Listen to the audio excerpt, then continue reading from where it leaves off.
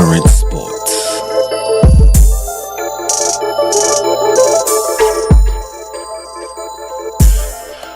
Yes. Happy Wednesday. This is Topics on IBNX Radio with your one and only Tone Capone. I'm Chris Harris. What's up, everybody? How y'all doing today? Everybody's doing great. I hope so. So we bring you that raw, real, and respectable sports talk. Raw, uncut, and direct responses to Topics. real, 100% authentic debates and rebuttals to Topics. and last but not least, respectable. You may like what we say or you may not, but you will Respect it. Now let's get to it. Beautiful.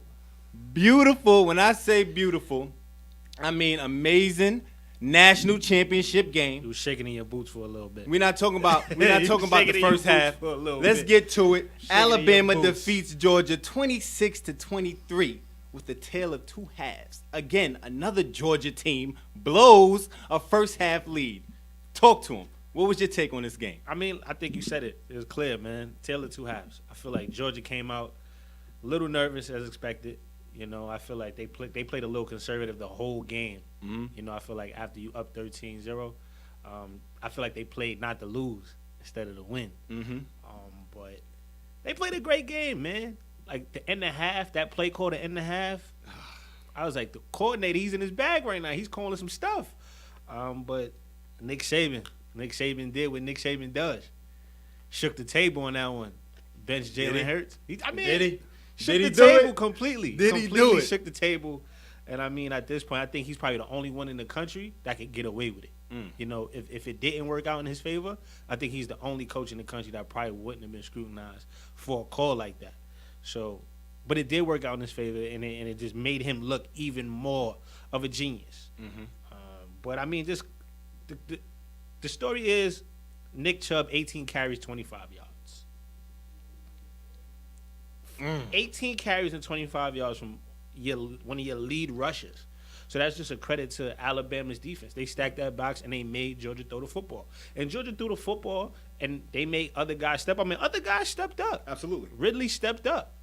Weems went out with a messed up shoulder and still came back and played. Them guys played tough, but I felt like they just, I don't know. I think the moment got to them, and I felt like they just was like, you know what, we not trying to lose instead of just going for like, hey, we might lose anyway, so let's go for the win, you know.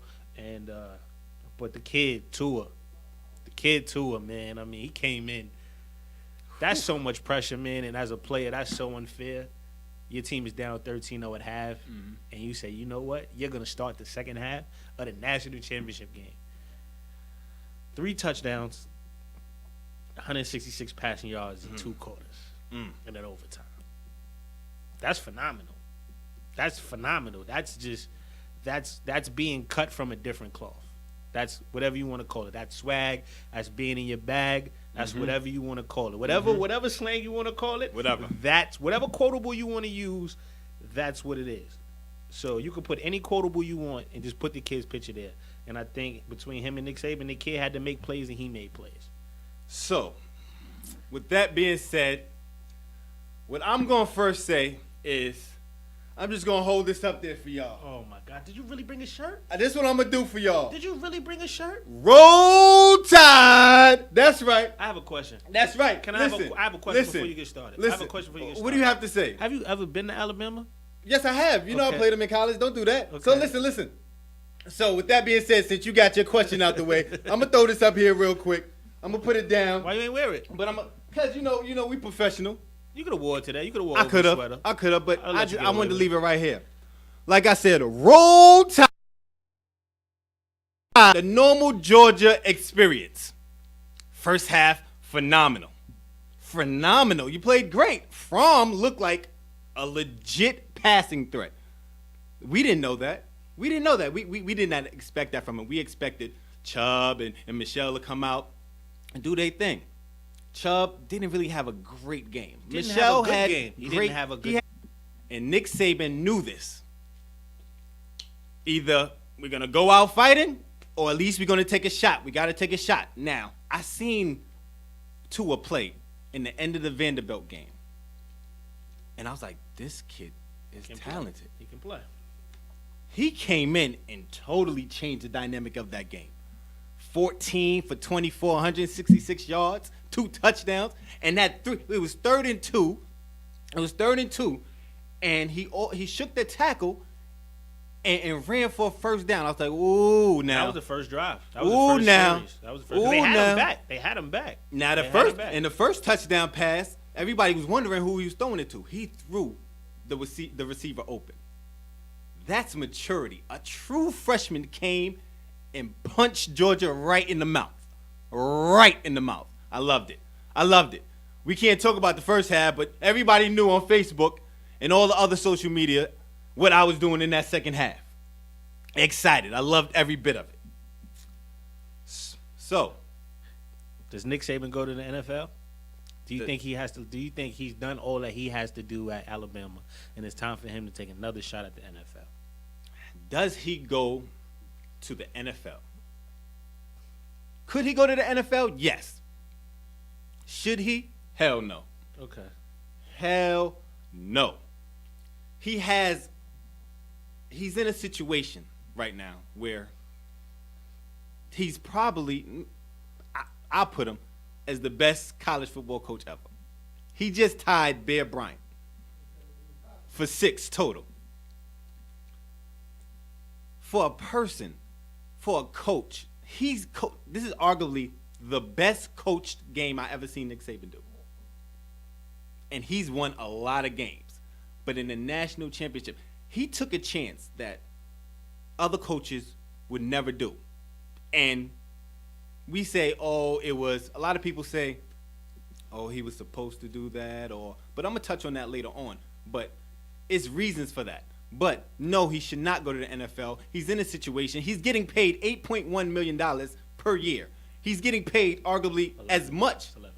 It's 11 now? It's 11. This past year he got 8.1, so it's going up. It's going up to 11 now. It's going up to 11. Remember, he signed the extension. Come on now. Why am I going to go have the headache, not knowing what team I'm going to get, have to recoup, but I'm getting paid the same amount as an NFL head coach? No.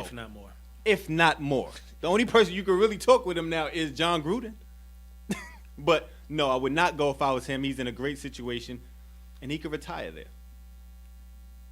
Retire there? All right. Why not?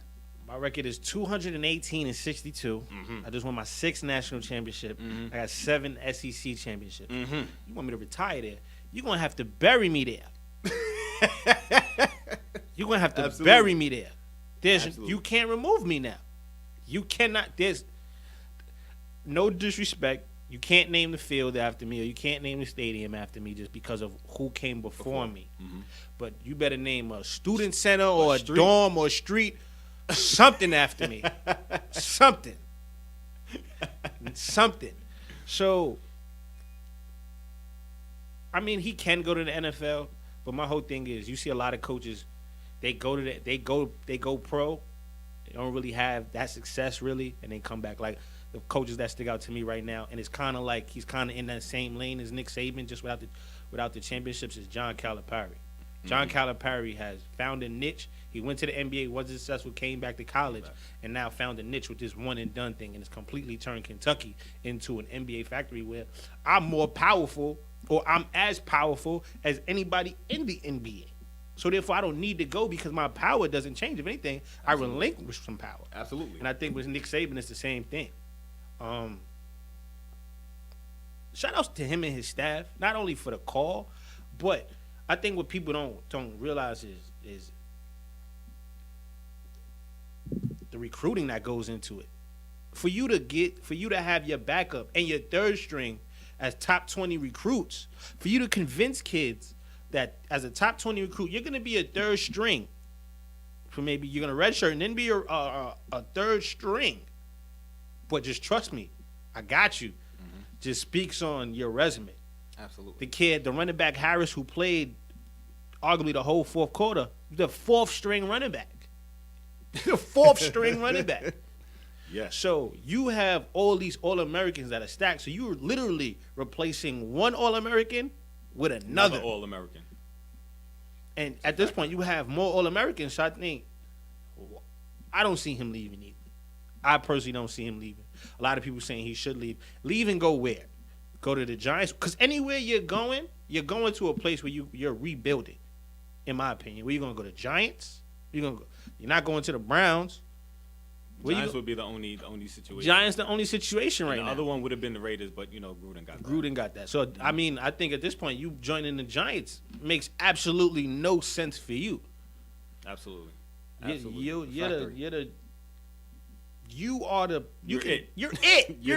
the standard. You're the standard. And now if you go anywhere else, I think if he goes to the NFL, he tarnishes that legacy. Okay.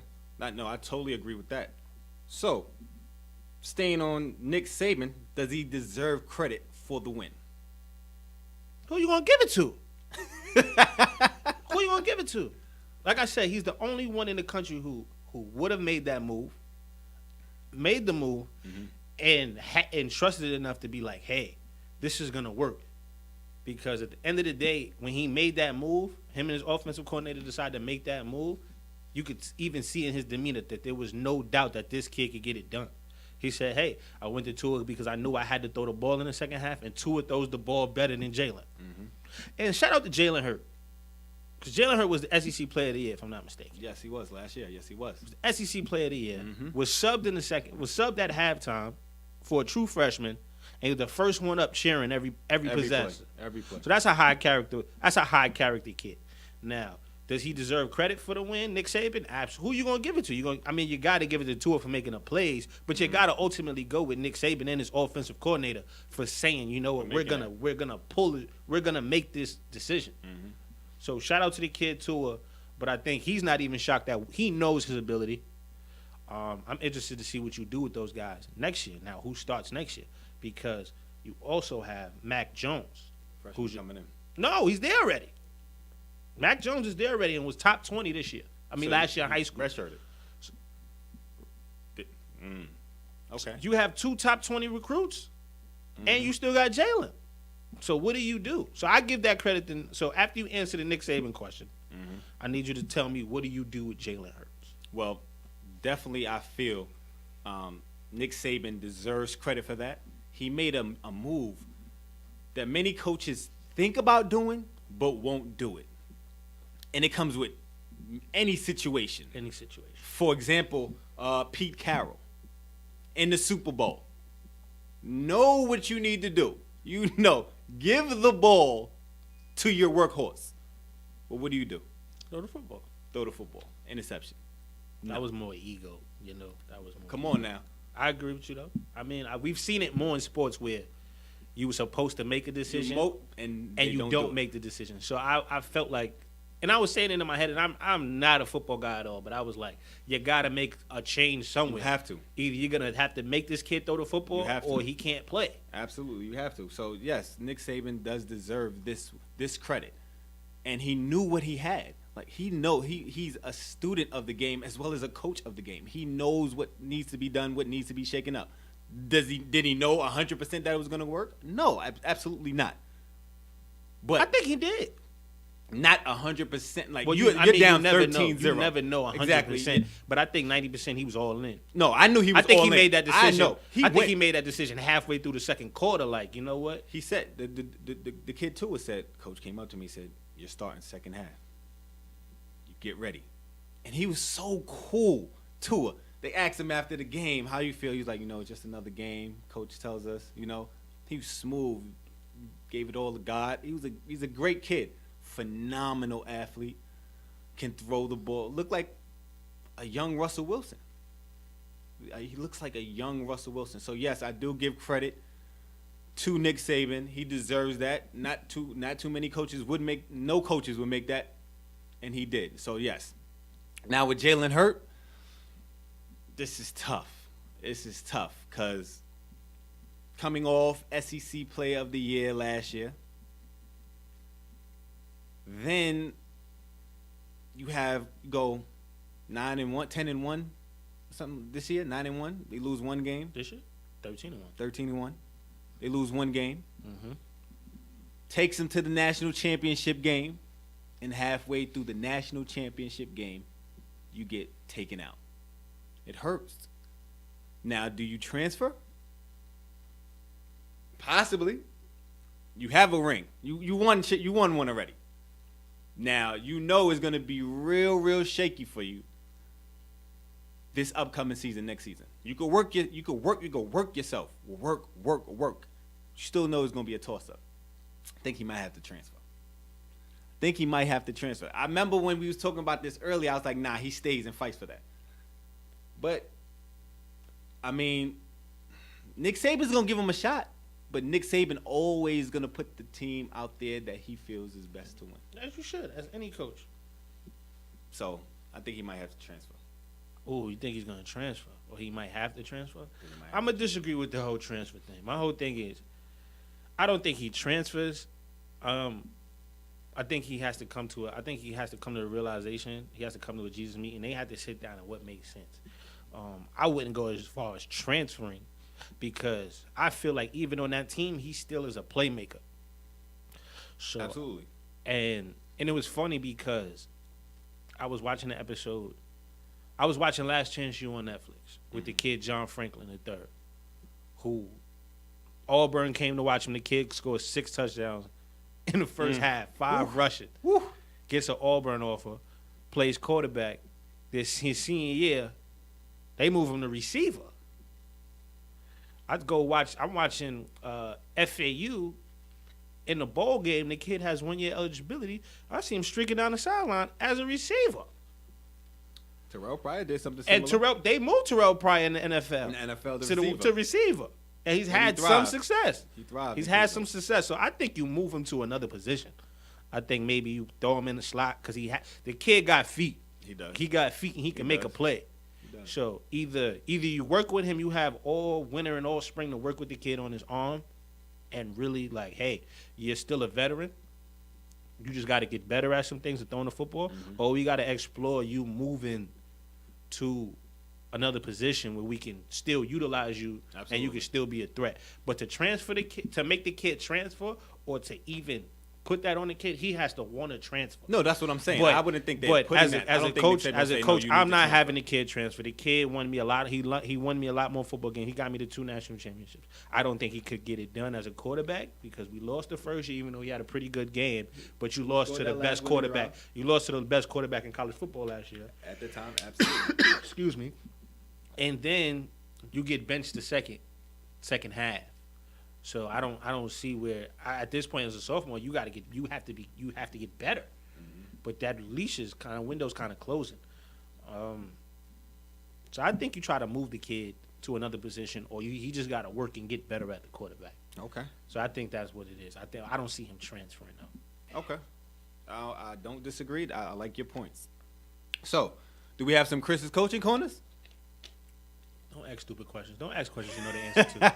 Don't ask questions you know the answer to. Of course, we got a Chris's coaching corner. Absolutely. So let's get to it.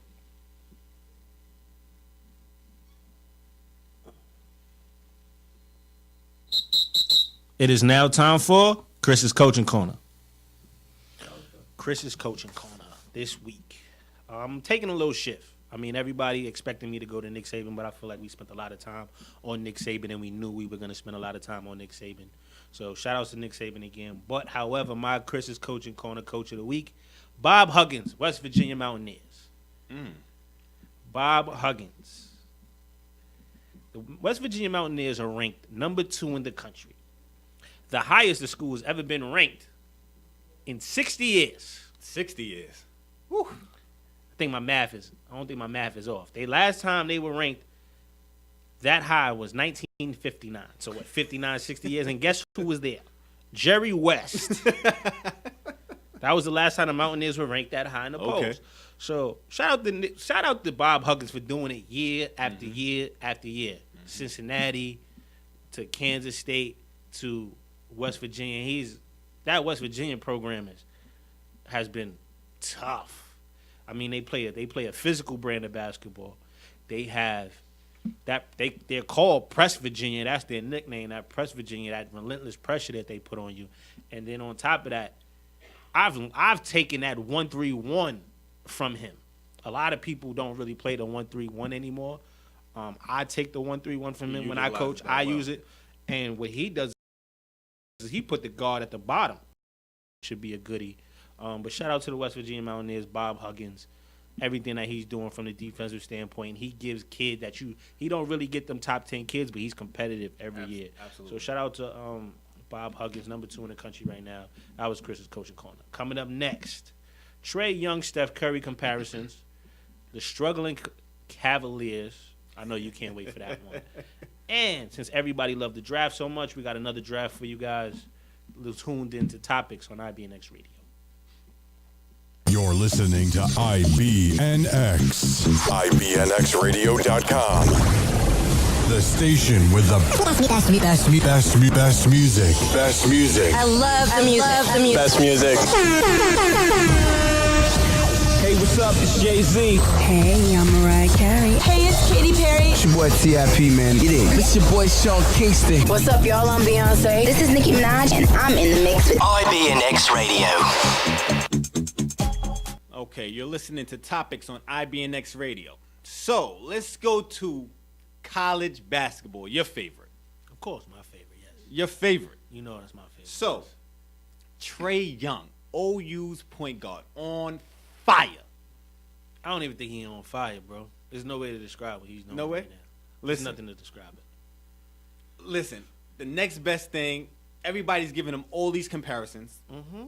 The number one comparison everybody's giving him right now is Steph Curry. the next Steph Curry. What do you think? 29.4 points per game and 10.2 assists as a freshman. Oh, oof. As a freshman. Steph Curry as a junior, 28.9. He averaged 21 as a freshman. Stephen Curry did, right? 25 points for his career, right? I see the comparison. I don't like the comparison, but I see it. I really don't like to compare guys like that, but we do it. He has Steph Curry like range.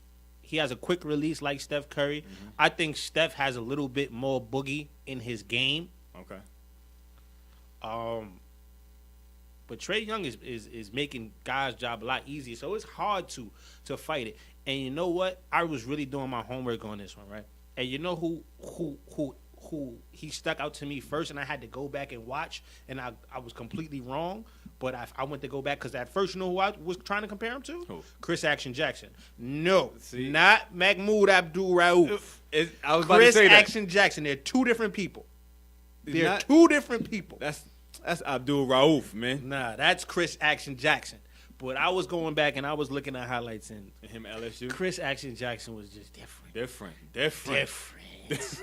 So different. Different. Trae Young isn't there yet. Okay. Because what Trae Young is doing in 7, 8 dribbles, Chris Jackson was doing in 2 and 3 dribbles. So I guess if we got to compare him to somebody, we're going to compare him to Steph. You know, Okay. the range, the ability to make shots, the numbers, the way he's doing it. And nobody really thought Oklahoma would be a top 10 team this year. And he gets, if not all the credit, 90% of the credit. Absolutely. The kid is now starting to face double teams, getting beat up a little bit more. Teams are being physical. West Virginia tried to get physical with him, and the kid settled down in the second half. Had a still put up. decent game. Decent decent. game at 29-7. 29. So, yeah, and I feel like Steph Curry doesn't get enough. Like, Steph Curry, after KD came, Steph Curry doesn't get enough credit. I still think Steph Curry's a bad boy. You see when he came back. Bad, but he had 45 and 30 minutes the other night. Come on. So, Talk to me. Talk to me. So, I mean, you gotta like the comparison. I think Steph has a little bit more boogie in his game, but you know, I think the NBA game allows you to boogie a little bit more. Guys aren't in the paint like that. So I like the comparison. But I was gonna sit up here and be like, nah, Chris Jackson, bro, that's who he reminds me of. Nah. I'm not even putting him in the conversation. No way. Chris Jackson's by himself. I'm leaving Chris Jackson. If you ever watch, and I apologize, I would never disrespect you like that. I'm sorry. Well, Mahmoud Abdul-Rauf, I apologize. There you go. He There you go. playing in the big three and getting buckets. So how do you feel about it? I like the comparison, you know. And when you first told me about Chris, when you said your opinion of Chris, I was like, I don't know. And I had to go back because remember I was born in '90, so Chris Jackson was a little bit was before me. So I had to go back and watch. LSU. LSU, Chris Jackson, yes. Yeah. So no, I love the comparison. Like you did say, like Steph does have a little bit more boogie, but I feel like he developed that As time went on. Yeah, as time went on, when he was in Davidson, he had a little something, but you didn't see what you're seeing now. And I feel as this kid is special. very special. So, yes, I do think that is a great comparison. He has a long way to go. He has a long way to go, but as a freshman, the game is similar. Yeah. As a point guard, and as a freshman, to put your team on your back like that, as a guard, he's not 6'8", he's not 6'9". You know, when KD went to UT, Texas. you know what I mean? He's 6'9", 6'10", could shoot. You know, it was a little bit different. Even when I can't forget his name, but as a freshman, doing this is amazing. Great comparison, like you said, quick release. He's doing everything. Range, pulling up from wherever. Playing the pass lane, defending. Exactly. So, yes, I do agree with it. Not a great, yes, it's not a great conference. It's not a great conference. It's a Power 6 conference. It's a Big 12 conference. It's the same conference as Kansas. What are you okay. Who says it's not a great conference? Well, what they're saying right now. It's the third. He said Davidson. Davidson okay. was not a good conference. I'm about to say the Big 12 is the third best conference in basketball. Absolutely. Arguably. No, absolutely. Fourth. He was going off Davis. Absolutely. Then I give Steph. That's why I would give Steph credit the edge, because Steph Curry didn't play He didn't play with a better team. He didn't play in a better conference. Now, mind you play against and he still was able to beat a lot of teams like the Wisconsins, and he was able to go against those Power 6 teams and still dominate. Absolutely. So I think that's where, if you give Steph Curry the edge, you kind of give Steph Curry, because even though you're playing at Oklahoma, you still got other Oklahoma capable guys, caliber guys. Absolutely. So that's the only real difference. But I mean, in terms of play style, man, it's hard not to compare these guys. It's very hard not to. Absolutely. I totally agree. From a number standpoint or a game standpoint. So, here we go. What do we have next? I need that energy. I need that same energy when you talk to me about this next topic. I need it. These Cavs. Okay. So, Minnesota defeated the Cavs. Beat the brakes off the Cavs. 127-99. I'm going to say it again. Beat the brakes off the Cavs. I'm going to say it one more time. 127-99. LeBron had 10 points. Isaiah Thomas gets ejected for clotheslining Andrew Wiggins. Mm-hmm. Should the Cavs be concerned? No. Why are we being concerned?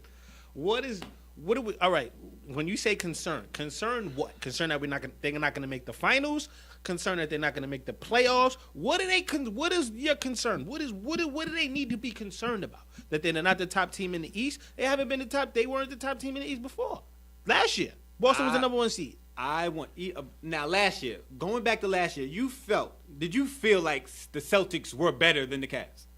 No. Even though they had the first seed, right? Yeah. Correct. Exactly. So, with what's going on right now, are you concerned about them not winning the East, going to the chip, not winning so you have no concerns about them right now? I have no concerns about them, and this is why I have no concerns about them, because me being a LeBron James fan, I look at all dynamics. I don't look at the numbers. I don't look at the on-court stuff as well. I look at the off-court stuff and how LeBron James always kind of, at times, acquiesces to guys so guys can feel comfortable. And I think that he knows that Isaiah Thomas is a major part in him going to his eighth straight NBA Finals we talking about? 8th straight? Am I right? Mm-hmm. I'm giving you the floor because I need all the attention when it's my turn. I'm giving you the floor. Go ahead. All right. So I think that, they've been losing. They've been struggling. You know, they started off the season shaky, adjusting to not having Kyrie, trying to get D-Wade, trying to figure out where D-Wade fits in. And I think they're doing the same thing with IT. I think IT got to trying to get IT comfortable and getting his confidence right, and then so that he doesn't have to do as much. But you still got the greatest player. You still got the best player on the planet, arguably. In my opinion, he's the best player on the planet still on your team. So as many years as we had this conversation, every time LeBron James lose 2-3 in a row, everybody want to go hit the panic button and blow something up. There's no need to blow anything up because we're still in January. Because if the Cavs go on and win the next 4 out of 6, everybody like, okay, this is the Cavs we wanted to see. So I feel like it's going to take time to get IT adjusted. They got to build a little chemistry. You got a lot of new pieces, guys just figuring it out. And I think that's what it is. I think you're building that chemistry. You got to build that chemistry. And when you build chemistry, sometimes you're going to drop a couple. You're going to drop a couple games when you're trying to build that chemistry. Same thing last year with the Warriors. There was times where the Warriors, they was like, oh, this team is talented. But what? They got to figure it out. They got to get that chemistry. They got to figure out who's going to score, when they're going to shoot, who, where, what, why, when, how. And I think you got to figure that thing out. And I think LeBron James know that. In order for me to get back to this 8th NBA Finals, I need Isaiah Thomas. I need Jeff Green. I need Jay Crowder. So how do I figure out how these guys I can get the most out of these guys so we can get back and accomplish that same goal? So I'm not concerned. Now, if this was happening in April, right before, and we got 2 weeks before the playoffs, I'd be like, they looking shaky. But we haven't even hit the All-Star break yet. So, no. Finish. Go ahead. I really want to take my headphones off for this. Right now, what I'm looking for. Don't be dramatic. Is a panic button. A panic button. Why? Let me explain something to you. All these LeBron and Cleveland fans say, he always figures this out. January, they always go through a little slump. Yes, with all that being said, yes, that happens. But the difference this year and the difference last year was they cannot defend. The Cavs suck on defense. Out of 30 teams, do you know where Cleveland is ranked? What 29th. Out of 30 teams, they're ranked 29th. Now, you implement a point guard, dynamic offensive player. Take nothing away from him. I take nothing away from Isaiah Thomas. Very dynamic offensive player. But he's a liability on the one thing your team sucks at. Now. So Kyrie was a good defender. Wait. No, but he's a better defender. He's 6'2", 6'3". Come on. Seriously? Now, you're talking about a 5'9" player that doesn't even try to defend, and he's a liability. So now, with that being said, before he came back, you had another liability on your defensive end anyway with Kevin Love. He's not a great defender. He's arguably not a rim defender because he only for his career averages about 0.8 blocks per game. He's not that tall. So he's only 6'9". So now it's all about the offensive rebounds, everybody. So now you're paying this guy to come off your bench to catch alley-oops, and you're paying him $15.9 million per year. Now you can't implement him because he hasn't expanded his game. Tristan Thompson has not grown offensively. Now your team, which is structured to spread out and hit threes, is now a deficiency when you implement Tristan Thompson because now it's more pick and rolls, but he doesn't pick and pop because he picks and roll. Now that floor closes for LeBron. It closes for LeBron because now you have another defender there because Tristan is not sitting at the three-point line. Love is starting because he shoots the three. He's sitting at the three-point line. So now you have another deficiency. But you suck on defense. You have this is panic mode. This is panic because this is something that can't be fixed with this team. You need to make a trade. Now you have to figure out what trade you're going to do to get the right pieces to fit this. So, yes, right now, I look at this team, this Cleveland Cavaliers team, and look at them and say they cannot beat the Boston Celtics in the seven-game series. They cannot. They cannot beat. I don't think they could beat the Boston Celtics in the 7-game series. And let's just say they do beat them in a 7-game series. 6 games, 7 games. I still think Toronto will take them 5, 6 games because they're not good defenders. They're not good. Toronto's scared of them boys. That's fine. But they're not. This is not the same Cavs team. They're not scary. They're the oldest team. That's one. They're the oldest team in the league. The oldest team in the league that doesn't defend. They're going to have spurts. Now you're playing more games in the playoffs. It's a half-court game, but now you're playing more games on a regular basis. You're traveling. These old legs are going to catch up to you. They're going to catch up, and you're not. And let's be real. Let's be real, people. All you Cavs fans and all you LeBron fans, this team deficiency, LeBron is not a good defender. He's not. Definitely not a great on-ball defender. Not a good on-ball defender. He was always good at playing the passing lanes. But now even that's shaky now. So this team is panicked. And you need to. You got to shake it up. You got to get somebody else. You got to do something. A lot of people saying go get DeAndre Jordan, rim protector. That would definitely help your defense. I mean, I don't know if I would do it. I know. I think I got an idea who they're going to get. Even if they try to go DeAndre Jordan. Before Cousins? DeAndre Jordan. Nope. Marc Gasol. Marc Gasol. I think that's who I go after. You'll go after Mark. I'm going after Marc Gasol. I'm going after Marc Gasol. I don't know. Add what? I don't know. All I know is panic mode. Nah, I don't think. Y'all need to do something. Cavs fans, LeBron fans, you got to do something. You're panicking. You ain't even reached the halfway point. It doesn't matter. Like, this It is does bad. matter. Last year, everybody said it wasn't panic mode. Oh, yeah, they made the finals, but they got a 5-game sweep. I call it a 5-game sweep. Because they weren't good defensively. They weren't, and they didn't get better. They got worse. So, with that being said, let's go to the 1980s edition of the NBA All-Star Draft pick. Everybody loved what we did last week with the 90s draft.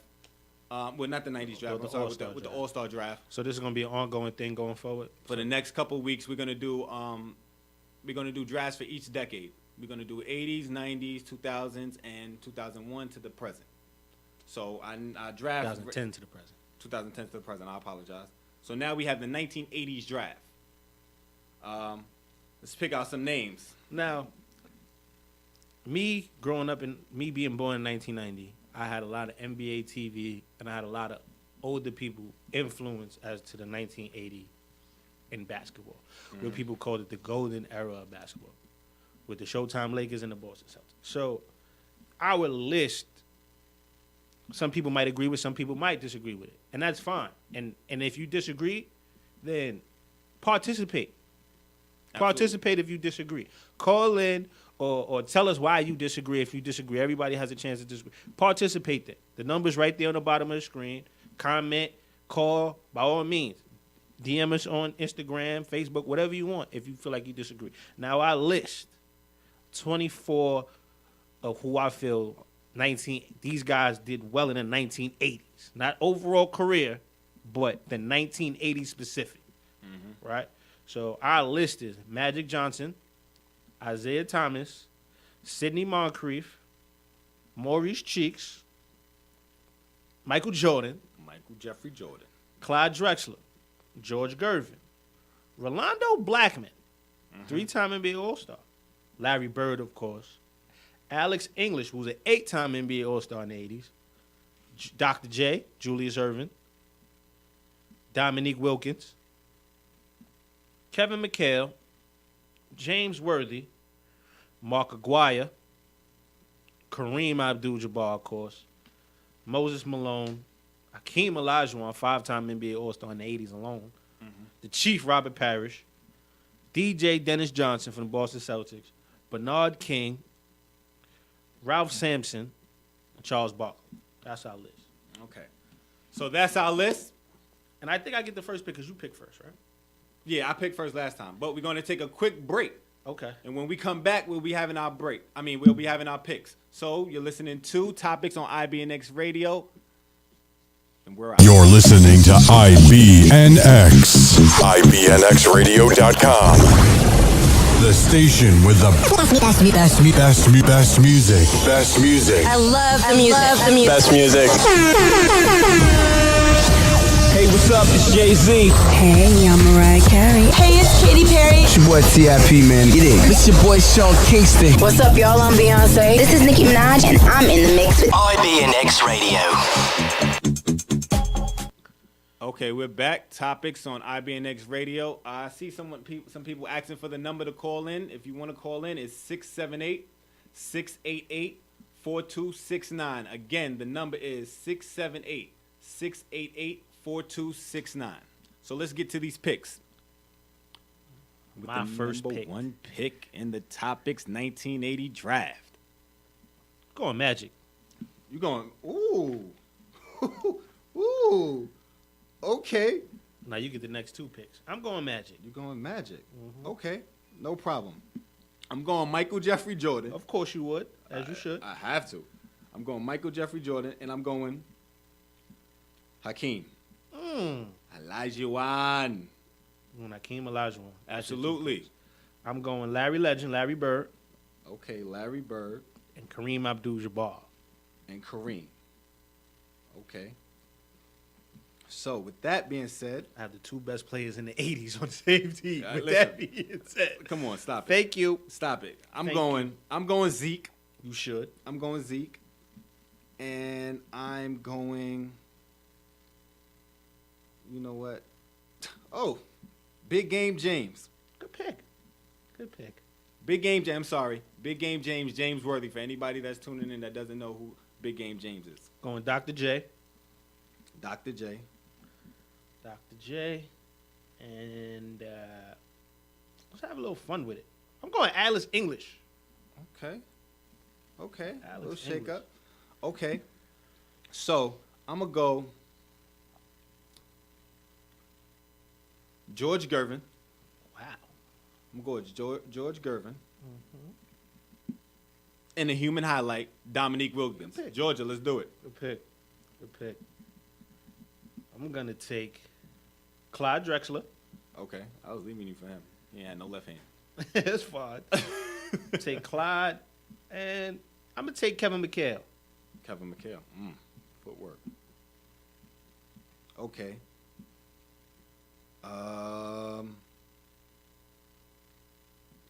Okay. I'm going to go Mo Cheeks. And Maurice Cheeks. And Moses Malone. You took Mo Cheeks over Sidney Moncrief? Yeah, I got to let you have a little something. I'm killing you with this team. I got the two best players in the 80s on the same I have team. Stop it. The three best players in the 80s on the same team. Okay. I'm going Sidney Moncrief.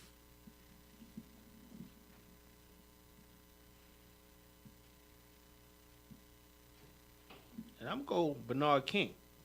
Yeah, if you ain't get him, I was going to get that scorer. I'm going Bernard King. There's some scorers left on this board. There's some guys left on this board. I'm going to go Adrian Dantley. I was about to take Adrian Dantley. I'm going to go Adrian Dantley. Mm-hmm. And you know what? I'm going to go Sir Charles. Okay. I'm going to go Sir Charles. Okay. A lot of people saying the doc. So, I mean, hey. The doc. I been took the doctor. Okay. I been took the doctor. The doc. Charles Barkley was debatable on this list because he was very debatable on this list. I felt he only had 2 All-Star games, but in the 80s. In the 80s, but I put him up there anyway. I'm gonna go Mark Aguirre. Ooh. Chi-Town. Need the Chicago dude on my team. Mm-hmm. And I'm gonna go Ralph. Ralph Sampson. I'm gonna go Ralph Sampson. Ralph Sampson. Okay. I'm gonna go Ralph Sampson. I'm gonna go Dennis Johnson. Good pick. And Rolando Blackman. Good pick. And you left? I'm left with Robert Parrish. That's fine. I would take the Chief. I will with the take the Chief. Chief. So we will post these teams on IG, on our IG page, on our Instagram page. On Tone will post it on his IG page. I will post it on my Instagram page as well. Comment, chime in, and who you think has the better team, who you taking, and why. Absolutely. So that's fun. And coming up next week, we got the 1990s. So next week we'll do the 90s draft. Again, we want y'all to tune in. Appreciate the feedback on this. This is going to be Tell us something. what you think. Which team will win? Again, like I did last time I posted it, just tell me which team you think is better. I know it's going to be mine, but we don't got to talk about that right now. But getting into it, let's get into this recap of the wild card NFL playoffs last week. If I fall asleep, If you fall asleep, I apologize. listen. We're gonna start. Since this is Atlanta, we're gonna start with the Atlanta versus the Rams game. What was your take on it? Shocking in a sense where I didn't think the Rams would underperform the way they did. With that offense, for you to score 13 points, first time in the playoffs in a long time, in LA, fans are excited. For you to only score 13 points was very surprising.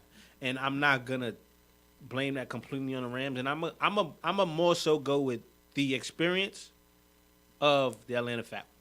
From being in this position last year to being in the Super Bowl, it's kind of like they done messed up. They had this demeanor like they done messed up. They done messed up and let us in. Mm-hmm. And as a player, when you know that you got kind of like a second chance, like you was on the fence and they let you in and you know that you can do better, and now this is the time to perform. The lights is on. This is what you get paid the big bucks for. Mm-hmm.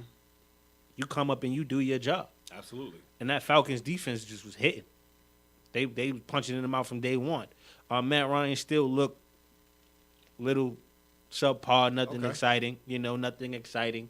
But I'm going to just go with the experience, the player experience and the coaching experience of the Atlanta Falcons won them that game. Definitely. I just want to give it to y'all.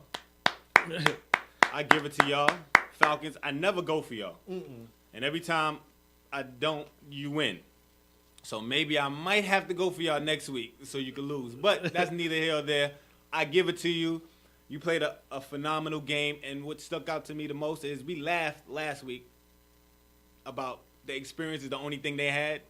And that's what stuck out the most. And that's what won you the That's what won you the football game. The only thing you had won you the football game. That's it. The one thing you can't coach.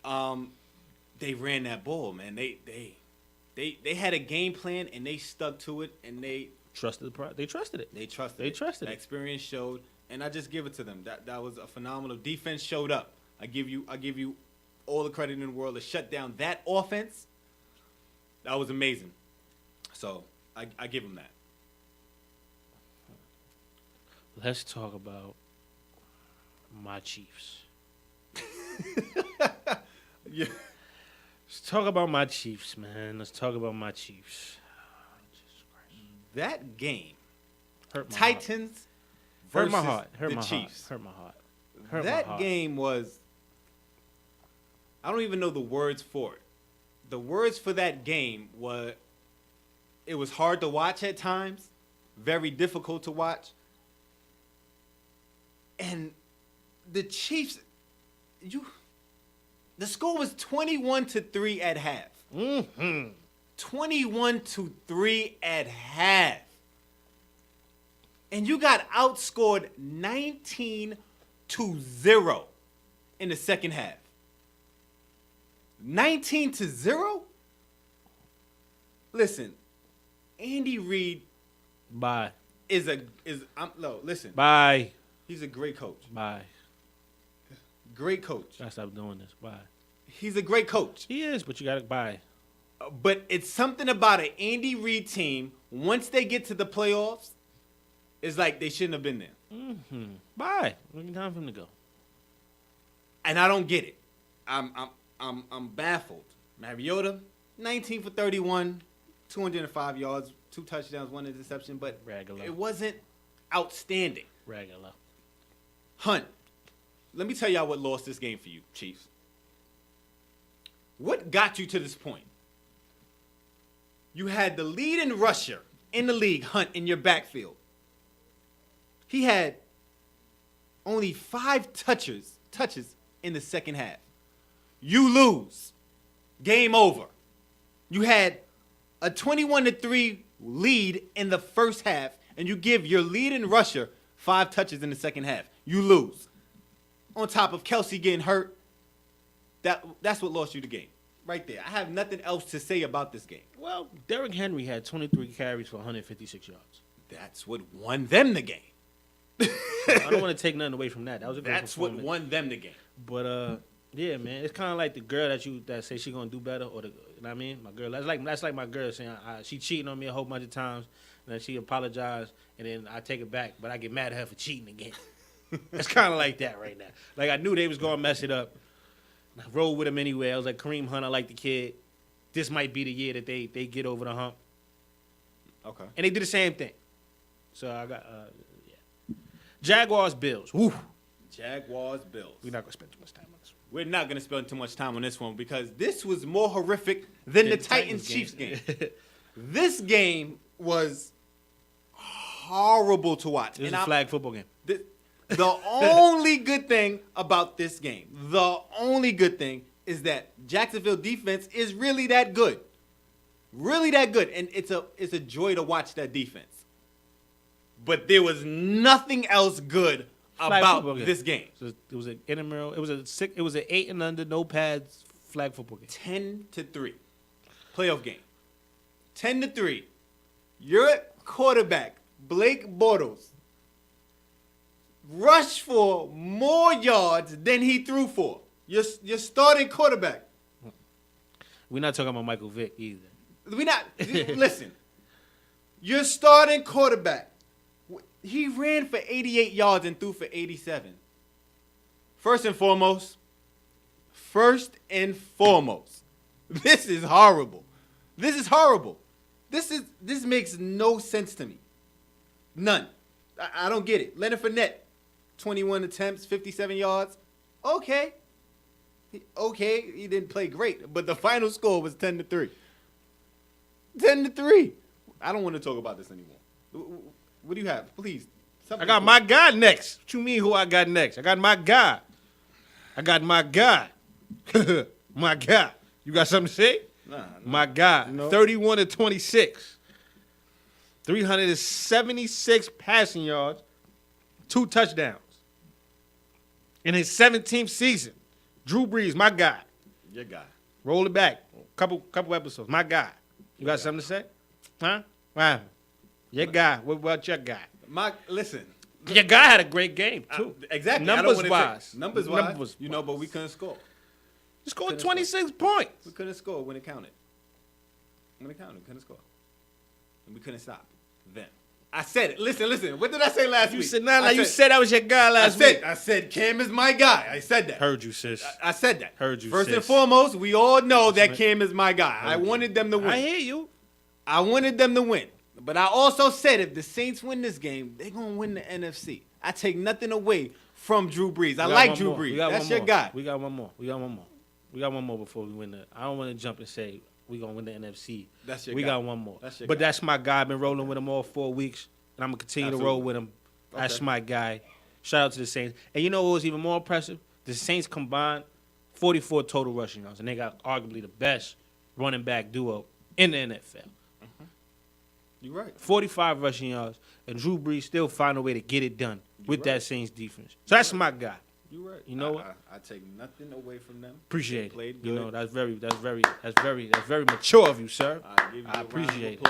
You know, I appreciate it. What we have next? We got the games next week. The divisional playoff game picks. Absolutely. This coming week, we have your Atlanta Falcons versus those Philadelphia Eagles. Who's your pick? I'm going to take the Falcons. You taking the Falcons? I'm going to take the Falcons just off the one thing that I feel like they have to win in this game. This game is the same thing they had last game, and that's experience. I mean, Nick Foles don't scare me as much as Carson Wentz. It doesn't scare me as much as Carson Wentz. Of course. And I feel like the Falcons now, like, we could go get another one. Wait, what do you mean we? The Falcons. As a Falcons team, if they're in the locker room, like, we can go get another one. Okay. I'm not a listen. I'm going with the Falcons. I'm just making sure. I'm going going with the Falcons. Okay, you just speaking like you in the locker room. I'm not French. I'm just speaking if I was in the locker room. I don't speak French. I only speak English. Cool. So I'm going with the Falcons. Okay. You hear me? I heard you. All right. Cool. I heard you. Cool. I keep it going with you. Now, my pick. See, this is the pick I was struggling with because, like I said before, every time I go against the Falcons, they end up winning. And this will be a good thing for them to win and play the Saints. I like that. I would love it. I would love that. You know, that would be a good thing to have those in the NFC Championship game. But I just can't grab myself to pick the Falcons. That's fine. I just can't wrap myself around it to pick the Falcons. I'm going to go Eagles. Okay. That defense is still a The very good defense. defense is still there. The defense is The still O-line is still there. The receiving core is still there. And I think Foles has enough. I think he has enough. He has enough. He doesn't have to be spectacular. He just has to be thorough. And at the end of the day, the Falcons, I feel the same thing for Matt Ryan. they're not scary. They're not scary. Last year, that offense was dynamic. It was difficult to go against them. It's not. I don't feel it's not a difficult pick for me. If I'm sitting here topsy-turvy right now because I don't know who to pick, it's because they don't scare me. Philly's at home. Only good thing working in Atlanta's flavor experience. But let's not understand, like, they have veterans on that Philly team. And it's going to be a little bit warm. It's not going to be too cold in Philly this weekend. So that will help Atlanta. But I think, like you said, they don't have a dynamic offense. With that offense, they still got some playmakers. Freeman, Julio Jones, Absolutely. Sanu, Hooper. They still got some offensive guys. And Vic defense. Beasley, Deion Jones, man. No, they them dudes, they got enough, man. And they got enough.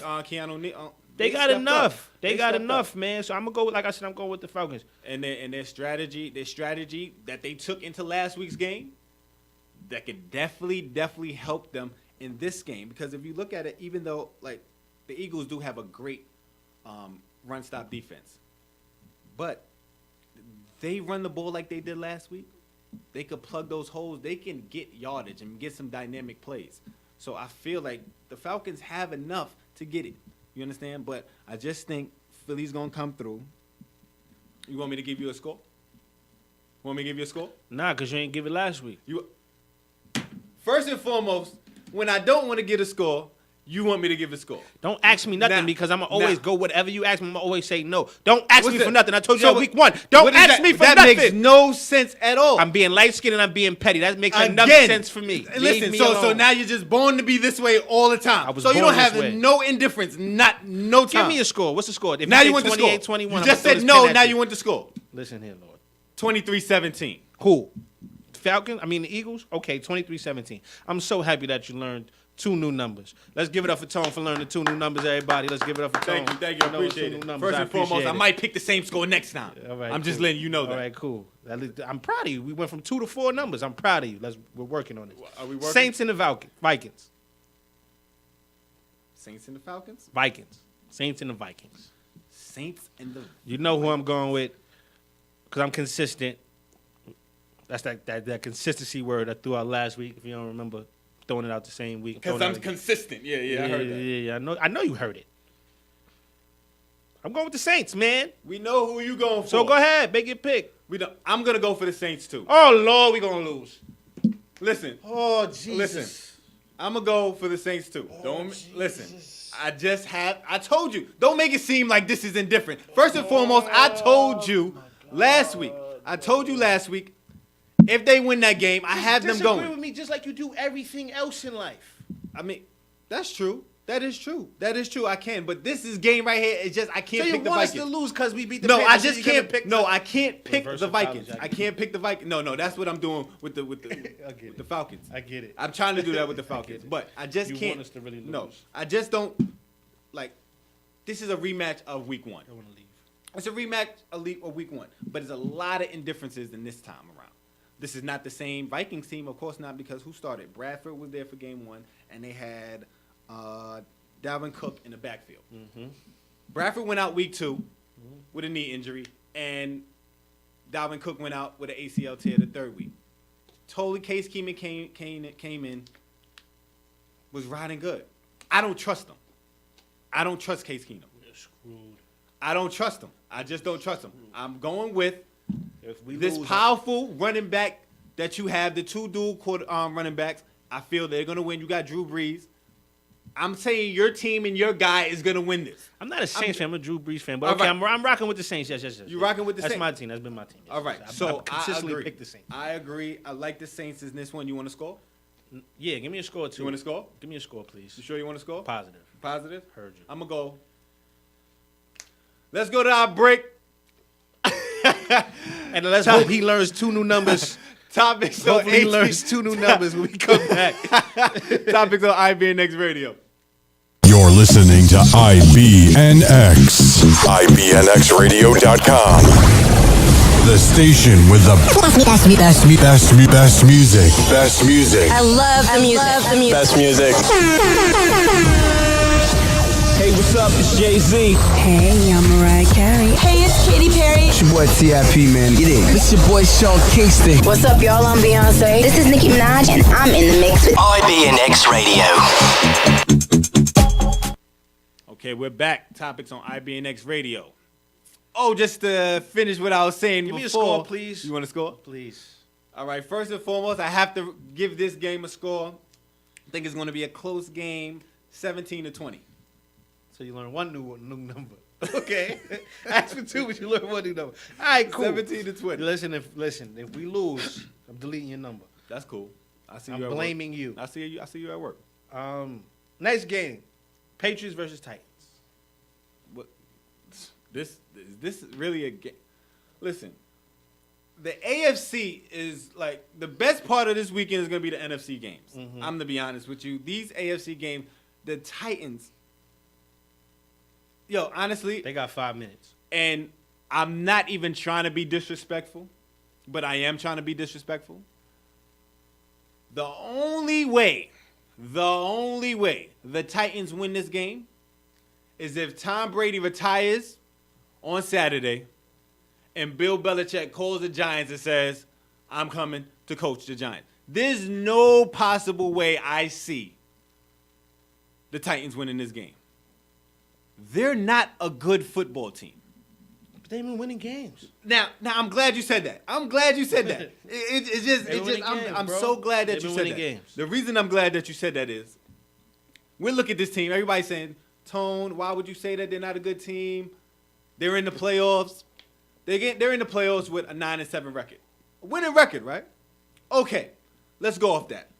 With that being said, right, throughout their combined 17 games, including the playoff game they just won last week, they're being outscored by 17 points. So that means with 10 wins, including last week's win, and 7 losses, they're still losing by 17 points.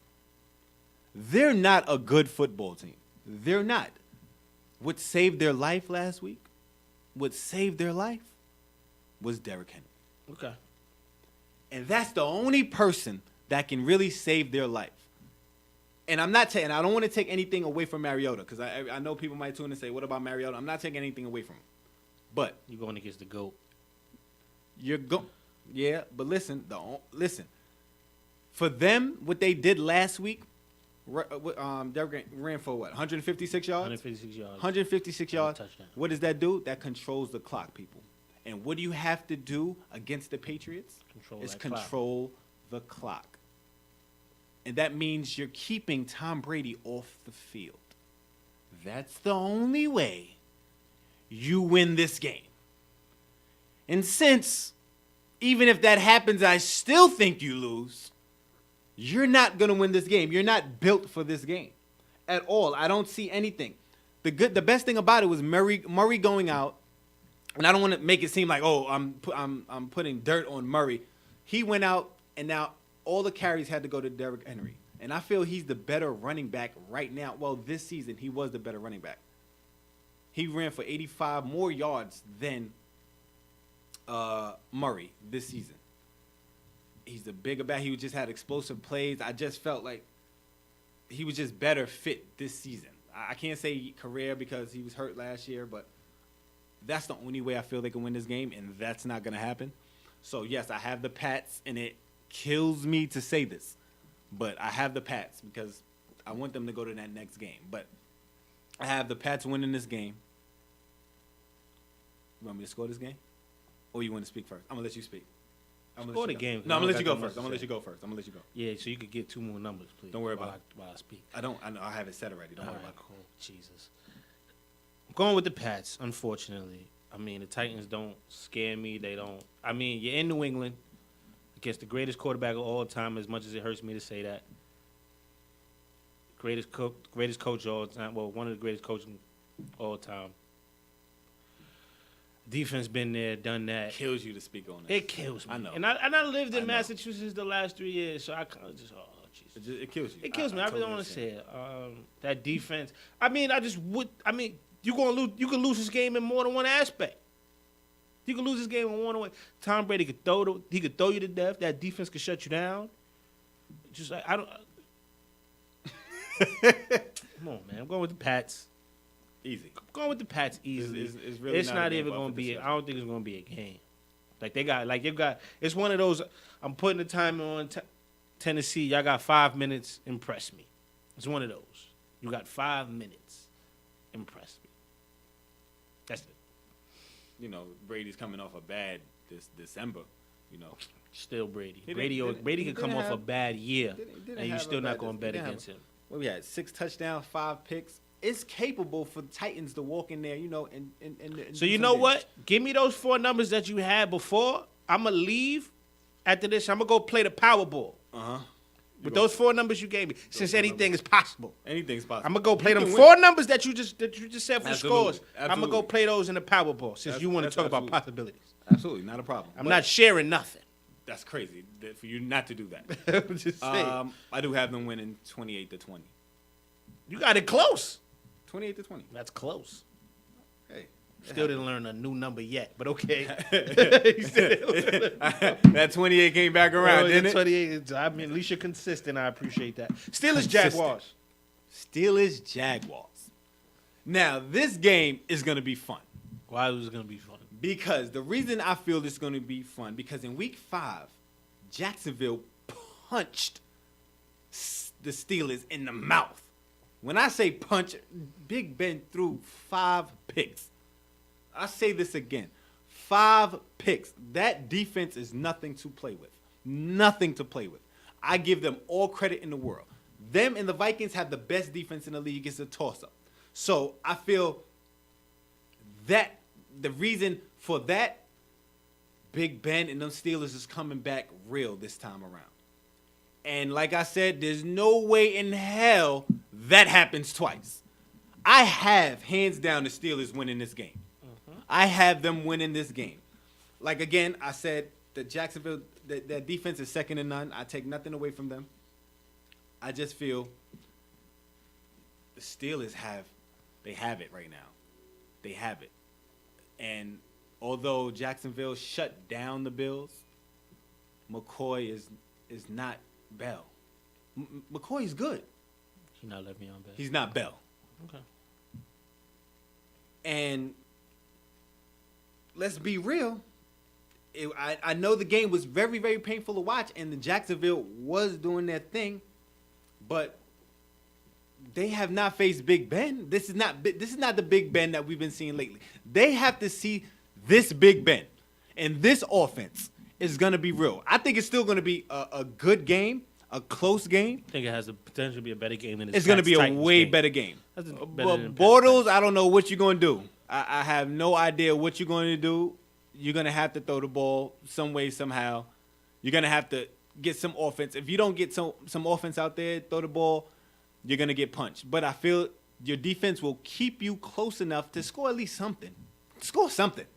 You scored 10 points. So I think you can score a little. You can do a little bit better. You can't get worse. You could get worse because that Steelers defense is pretty good too. They're all right. They're all right. They lost Shazier, but I believe that. But I do have the Steelers winning 28-20. No, I'm sorry, 21-17. I was looking at my last score. Will it kill you to learn another number? 21-17. Will it kill you? That's cool. Will it kill you? I'm going with the Steelers, and as you can see, all my picks, all the quarterbacks in my picks have been on this stage. And every quarterback that they're going against is not. Okay. Except for Nick Foles. Right? Okay. So this whole experience thing for me is huge.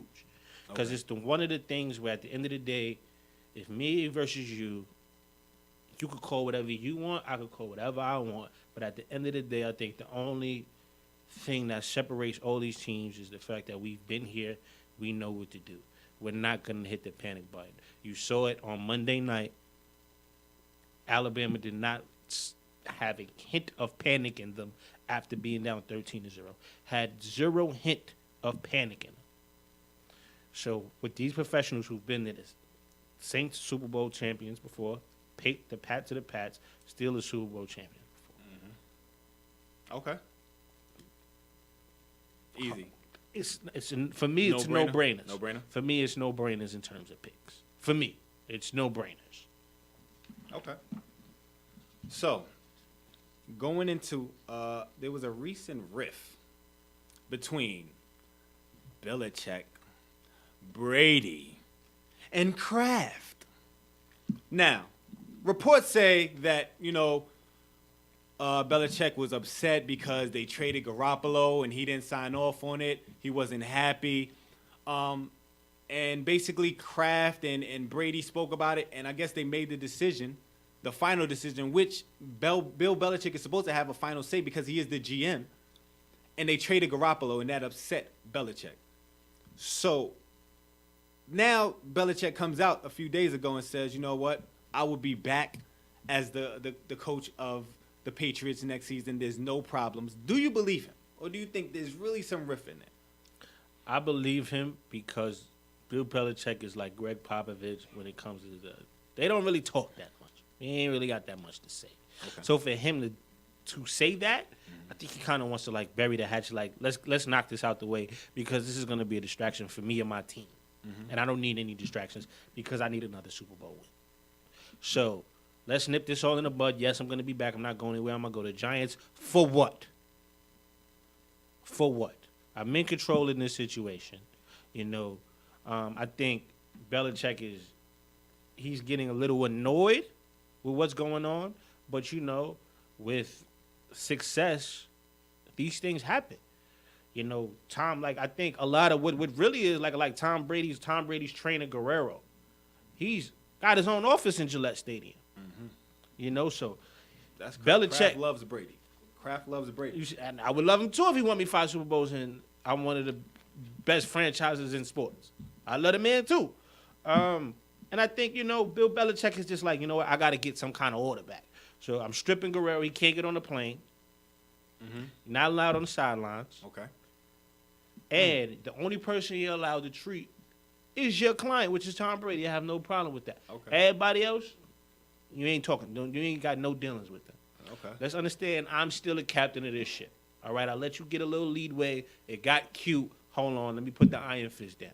For everybody else that wants to make this and blow this up, I'm nipping this in the bud. I'm not going nowhere. I just had to show them who's boss real quick. Yeah, I didn't really approve of that.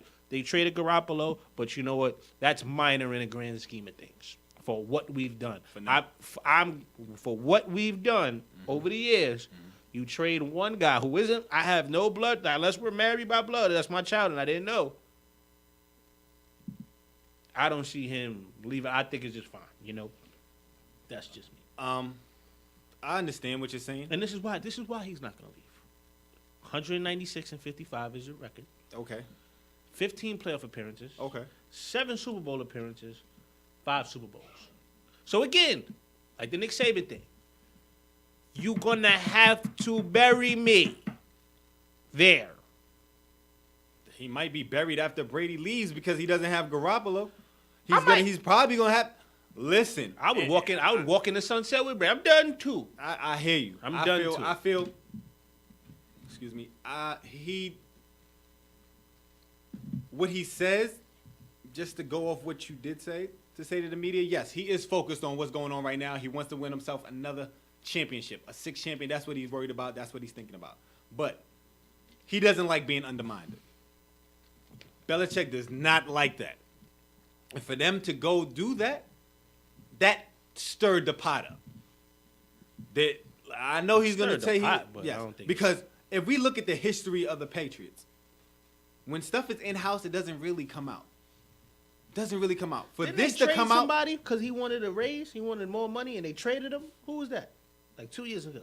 Wanted more money. I don't know. We gotta look that up. I gotta get the dude name. I remember he asked for more money. They said, "Oh, you want more money?" And traded dude the next day. I just feel like this is gonna play a factor. Once the offseason hits and they lose and they go to the offseason, it's gonna hit the fan. We're gonna hear more about this. So I hear what he's saying. That's cool. Everything. I understand it that you wanna quiet the listeners and everything and get back to what they want to get back to. I understand it. That's cool. That's fine. I understand it. But there's something going on there. There's something. I believe it in my heart that there's really something going on there because he doesn't like being undermined like that. So I'm sticking with that.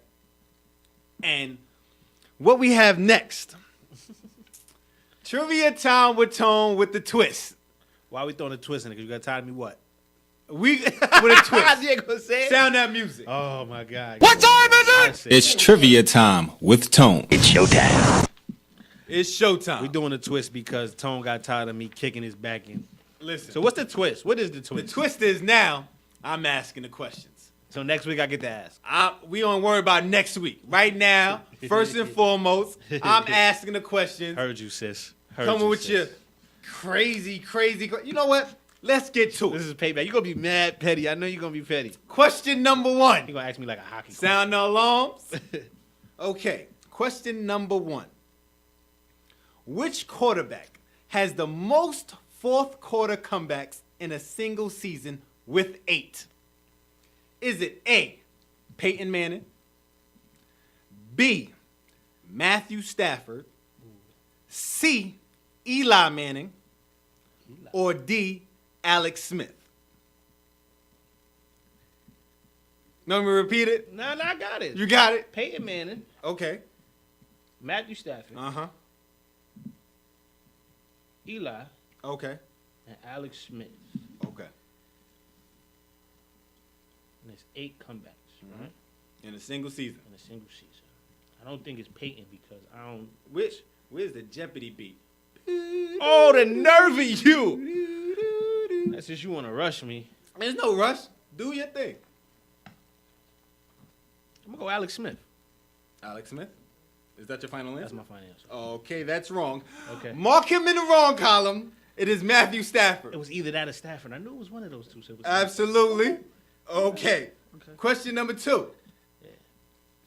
Who is this is just sport now. Who is the all-time assist leader in NCAA basketball history? Oh, my God.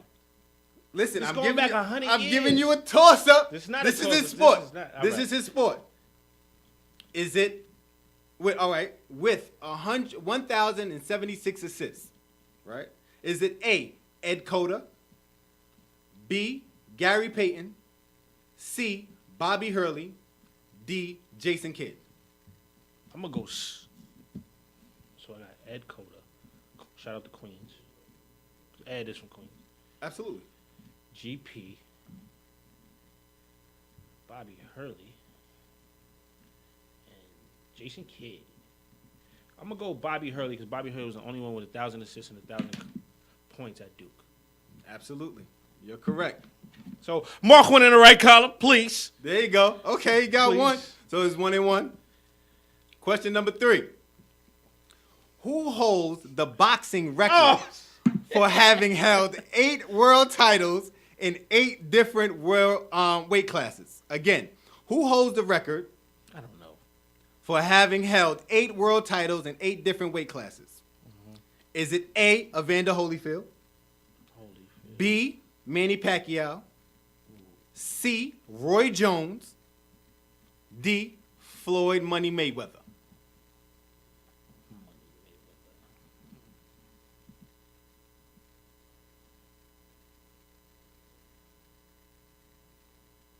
Eight different weight classes, the one.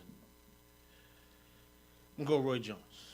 Roy Jones, he is incorrect. I need you to mark that in the loss column, people. All right. Who was it? Manny Pacquiao. Good for Manny Pacquiao. It was Pacquiao. Wow. I didn't know Okay. that. Okay. So now, you need this one. You need this one I do. right now. I do. Who has the most career wins as a pitcher Oh, my. Yo. with 511 games won? Oh, Jesus. Is it A, Nolan Ryan, That's what I thought. That's who first came to mind. B, Clemens? Roger Clemens, C, Cy Young, D, Greg Maddux?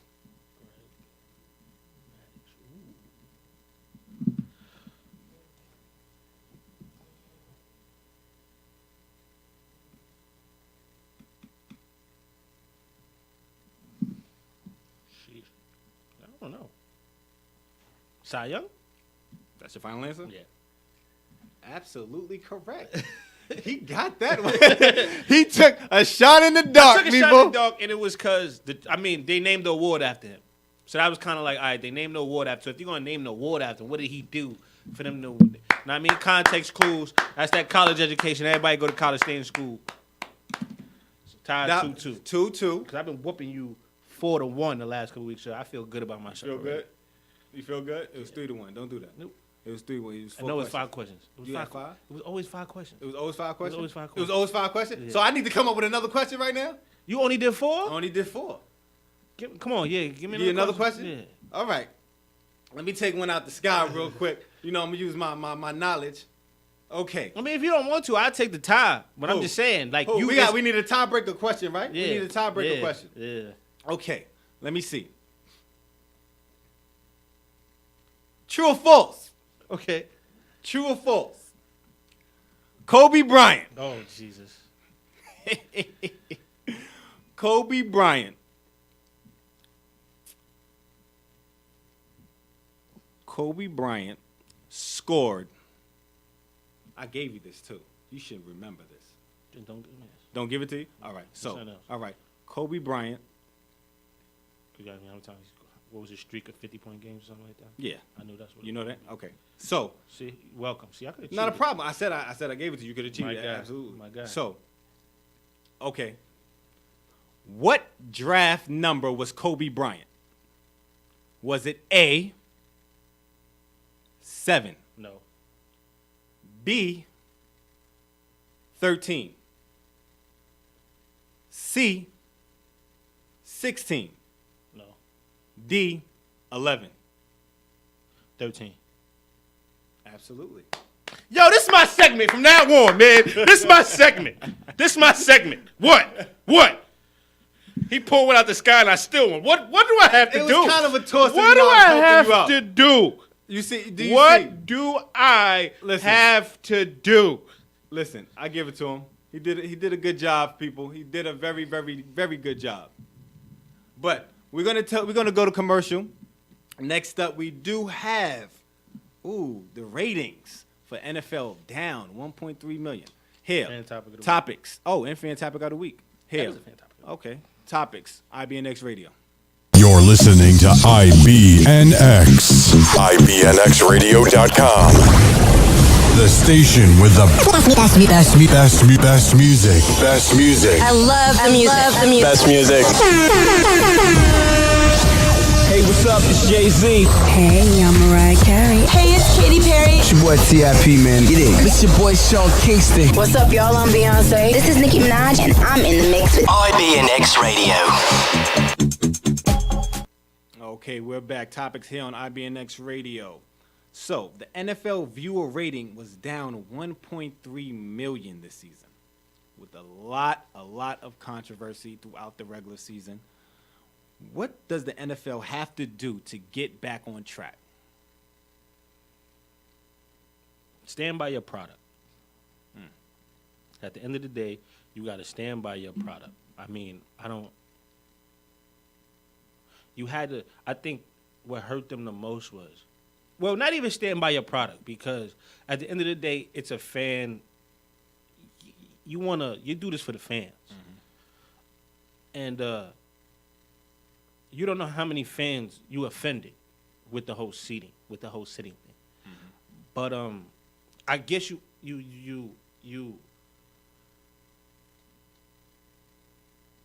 got to stand for something. You got to stand by something.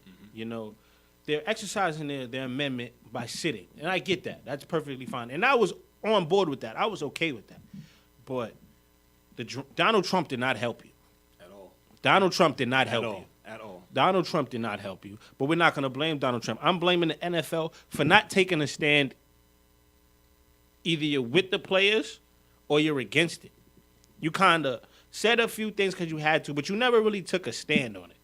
And I guess you couldn't suspend it, but you could have made it known if you really were against it that we're not okay with this. We're gonna support all our veterans who have defended this country. Or you could easily be like, our players are gonna stand by this. We're gonna stand by our players, and because this is who we support, and they're exercising their amendment not because of as a disrespect to the veterans and the people who defended this country, but the brutality that they feel as a culture they've gone through these decades, and they're finally taking a stand. And as the NFL, we're giving them this platform to protest peacefully.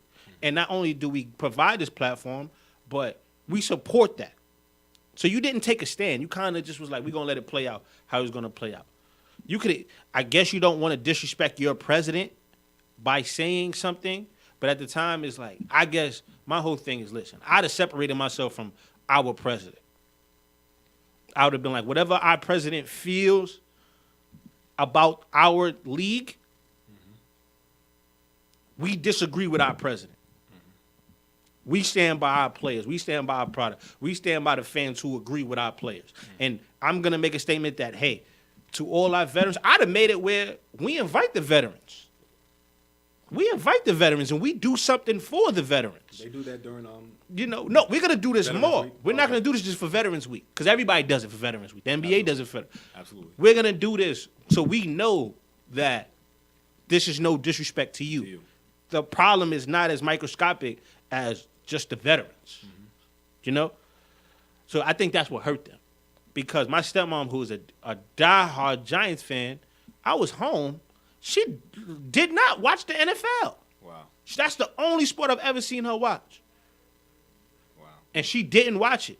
I had a lot of people who stood by. I'm not watching the NFL. I'm not supporting the NFL. My stepmother, she has a collection of NFL T-shirts. She travels a lot for work, and every city that she goes to that has an NFL team, she collects a T-shirt. And for Christmas, she asked for a jersey. This Christmas, she didn't ask for not one thing NFL. Wow. Which is because if you come in my house, it's a whole bunch of Giants stuff. You better not talk bad about her Giants. Not like So, your stepmoms already. so it's, and I think that's what hurt him. Honestly, you didn't take a stand either way. You just kind of let it blow up in your face. So that's my take on it. And my take is this. Roger Goodell has to step down. Has to step down. The reason I'm saying this is because if you look at how the NBA is thriving, they have a relationship with their commissioner. He knows this is a players' league, player-driven league. The fans come to watch the players. They don't come to watch the GMs. They don't come to watch the owners. They come to watch the players. Roger Goodell doesn't understand that. And it's either he's scared of Donald Trump, and I don't want to make this politics. Either he's scared or he agrees with it without taking into consideration How many other people you gonna piss off? exactly and what your dynamic is on that field. You may not have to like it, but you should respect it. And I just feel he does not respect it at all. The NFL took a major hit because Roger Goodell did not know how to lead his troops. And as a commissioner, you work for your owners. You work for the owners as a commissioner because you sit in offices and you take questions and demands from these NFL owners. But he feels like he doesn't have to answer to anyone. Like, he's a millionaire, of course. Maybe it's all about the money with him. But you're losing money. And you're losing fans. Like, he has to understand what major dynamic hit this made for the NFL. Numbers-wise, you lost a major city in views. Absolutely. And the NBA, he needs to take a book out of the NBA. He needs to call the commissioner. Listen, let me talk to you. Let's sit down. Because he does not understand how to run anything right now. He lost control. He doesn't understand. And he has to step down.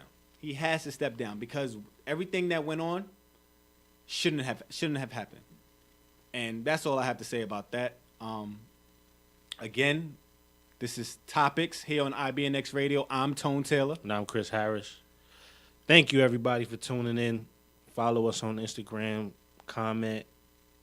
DM us. At @TheReal_Topics. Please, all that. Fan participation is key. Is key. And we do this for y'all.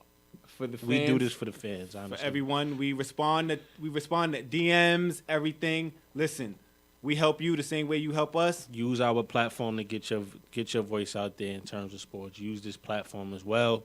Real, wrong, respectable sports talk. Topics on IBNX Radio.